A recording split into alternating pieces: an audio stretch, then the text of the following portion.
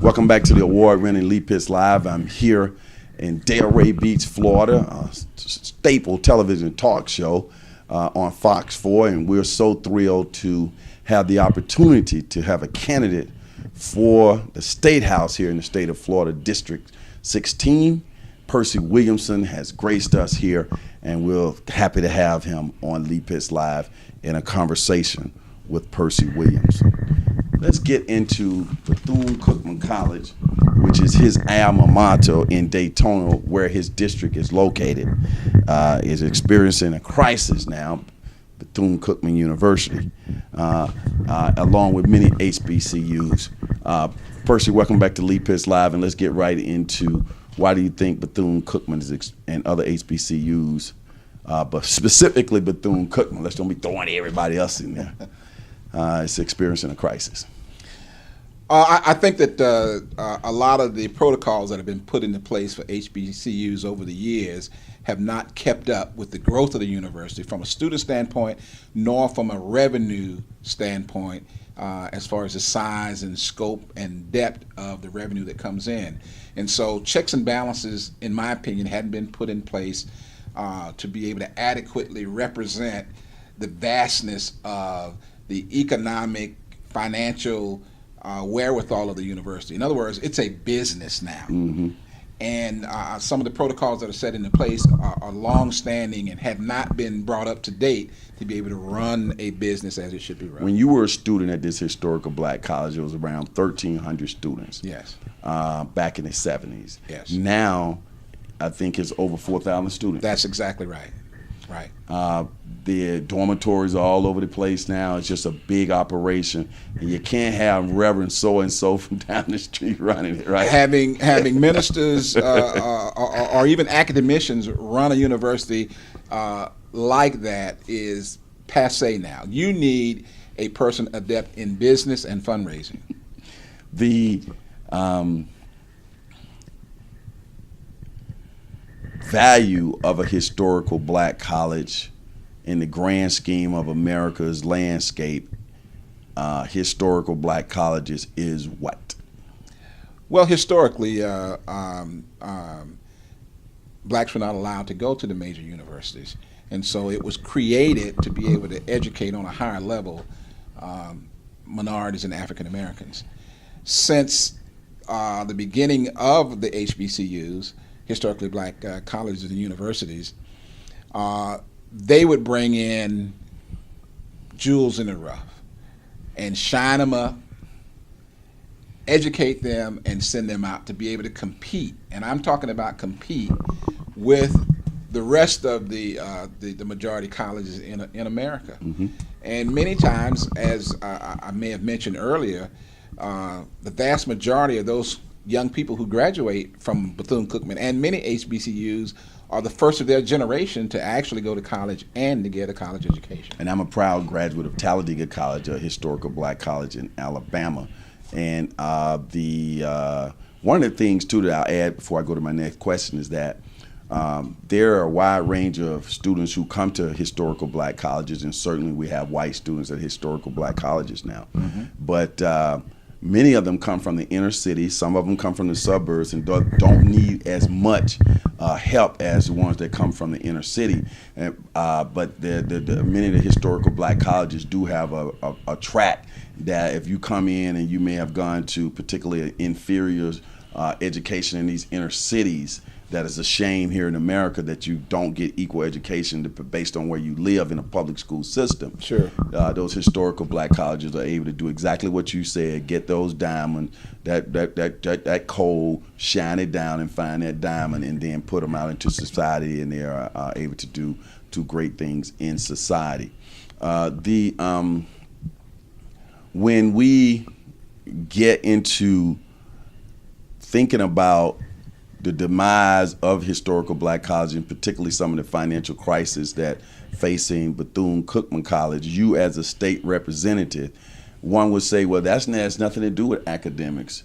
If he becomes a state rep, District 26, what has he got to do with the college? He's not the college guy. He's not the board of that governs colleges and universities in the state. Tell us, how does the state rep have an influence there? Well, most people don't know and understand that each and every year the state of Florida appropriates a certain amount of money in the millions of dollars to historically black universities. In the state of Florida, you got Florida A&M University, which is a state school, but then you've got Bethune-Cookman University in Daytona Beach, you've got Edward Waters College in Jacksonville, and then you've got Florida Memorial University in Miami. All receive state funding. And so it's money that's appropriated. It goes through the budgetary process, and the amount is determined in Tallahassee. So state reps have a lot to do with it. They're getting a certain amount.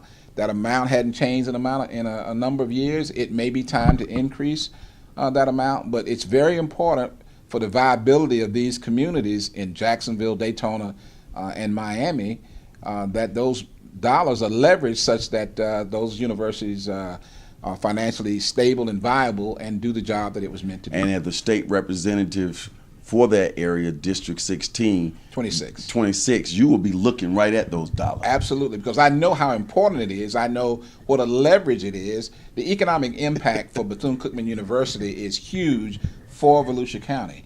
And the number of vendors, I think Bethune-Cookman has about 1,400 employees that work at the university, which ties into the economic impact of that community. Now, Bethune-Cookman College, when you attended, it was only 1,300 students. That's right. Now it's north of 4,000 students. That's correct. Certainly requires a certain amount of expertise to run a big business like that. Right.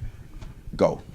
The physical plant has tripled since I was there. I mean, you only had a couple of dorms, two dormitories for men and maybe 3 for young ladies, but it's tripled in its physical plant as far as the campus is concerned. The number of programs have increased.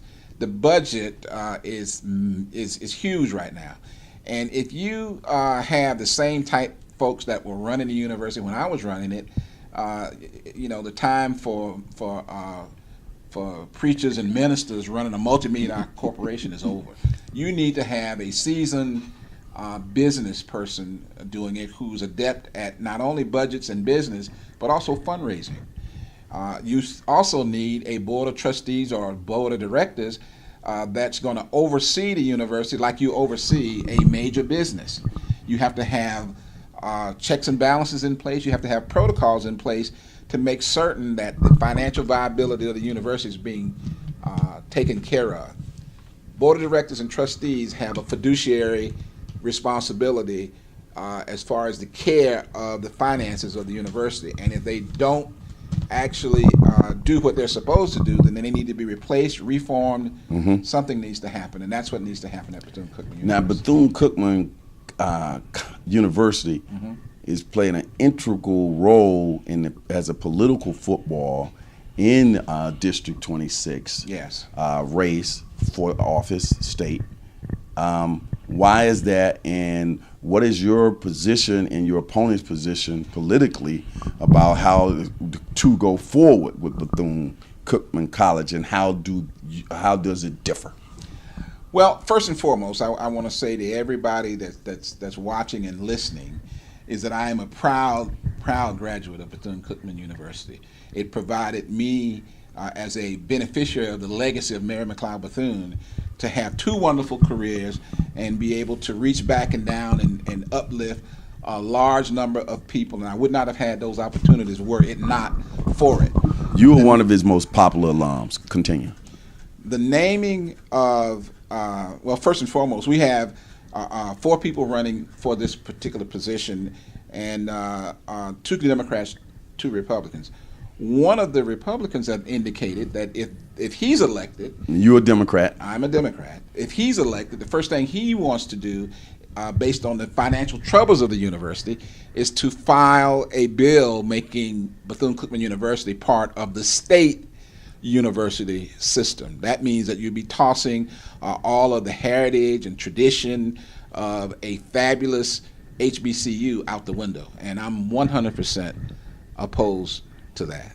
What about the alum and the community in which the District 26 reside What kind of feedback are you getting in terms of his position and yours, juxtaposed to each other? Well, I don't know what my opponent's position is because he hadn't addressed it. He hadn't said a single word about. Well, he what's being said he said. wants to make it out of a state school. That's Well, what he now, said. now that's the Republican. Okay. Okay, and so I'm against what he's saying. Right. The people of that community is against it 100% Okay. because they understand the value, the purpose of HBCUs in general, and Bethune-Cookman specifically. At this point, we haven't gotten out of the primary people, so it's a Democrat against a Democrat.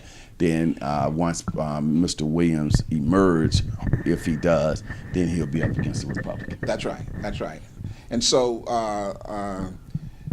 with that, it's gotten into the political sphere of a football as far as what's going to happen to it from a state level, since the state does provide millions of dollars to the university. But you did say that your opponent has not, to your knowledge, stated his position on things.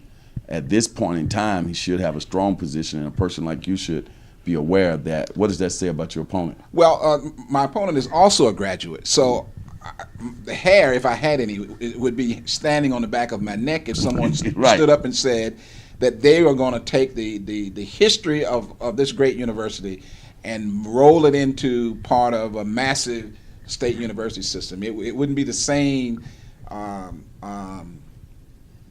college or university that it is if that happened. It would just be another cog in a bigger wheel. Mm-hmm.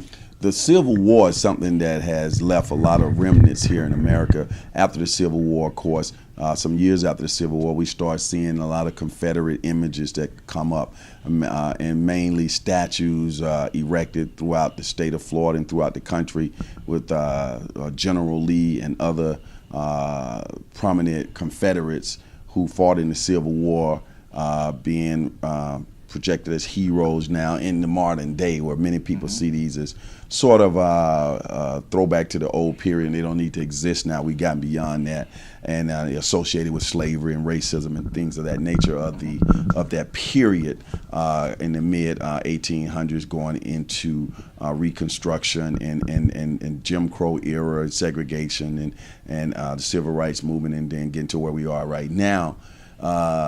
What's your thoughts on moving those statues into museums, and your position on Mary McLeod Bethune becoming the statue, particularly around the state of Florida?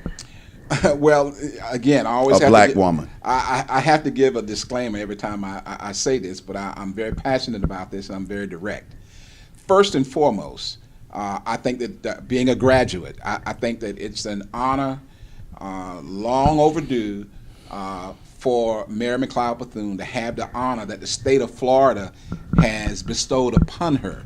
And what we're talking about is the state of Florida moving out a Confederate general out of a position in Statutory Hall in Washington, D.C., and replacing it with Mary McLeod Bethune. I think it's long overdue for a woman as great as she is to get this honor. So the honor is necessary. I agree with it 100%. What I disagree with is the state of Florida, and specifically the state legislature, after naming Mary McLeod Bethune to receive this honor, did not also take that second step and provide funding for the statue to be created and sent to Washington, D.C. So to give Mary McLeod Bethune the honor of being the representative of not Bethune-Cookman University, but of the state of Florida, and represent every citizen of this state, including you, since we're in Florida, but not giving the university or giving the money, appropriating the necessary money to build a statue and place in Statutory Hall as our representative is an outrage. It's a slap in the face. And for the legislature and all those who voted for it that way, in my opinion, has committed legislative malpractice. Outrageous, in my opinion. So how could you change that? How could you influence that? You only one vote. Well, first and foremost, if I was sitting in the seat when this happened, and this was the only way I could get it in, then I would use everything I had to go out into the corporate world and get a corporate sponsor to pay for it if I wanted it that bad.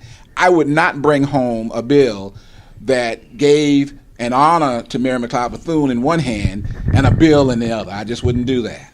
So now, moving forward, when I get to Tallahassee, the first thing I'm going to do is sponsor a bill to pay for the statue of Mary McLeod Bethune. And if I have to shame every legislator there, because keep in mind, this was voted almost unanimously. It passed almost unanimously in Tallahassee.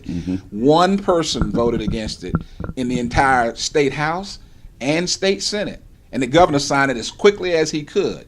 And so if it had that kind of support, then why didn't you appropriate the necessary funds to build a statue? Okay, so the first thing I'm going to do is introduce a bill to take care of it. The state of Florida has a $88 billion with a B dollar budget.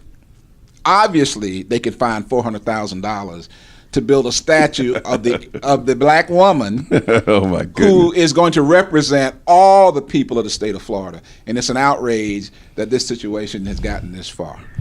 Well, we're moving towards the primary. We're fortunate here at Lee Pitts Live on Fox 4 to have a chance to get a sit down with candidate for District 26, Percy Williamson. When we come back, we'll talk specifically politics on a conversation with Percy Williamson. We'll be right back.